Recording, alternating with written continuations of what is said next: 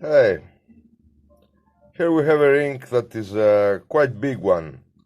It's a large ring, so that's why I made it open. It's a twisted, strong wire. It's half round like the ones we put in the bands. And now I want to make it bigger. Well, to make it bigger by hand, it's the metal will stand it, but it's not the correct thing to do. The correct thing to do if you have an open ring like this, which has a shank which is reliable, it's not just an open ring, it has a reliable shank.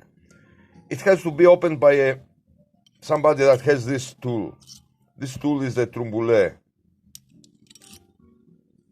So if I want to put it here, which now can't go, I have to open it a little, just like this, in the man that has it there.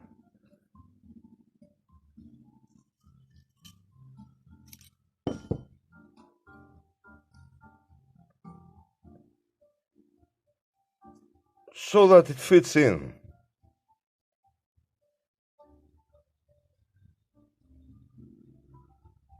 So this is a strong shank, but the correct way to open it is like this, with a tool like this.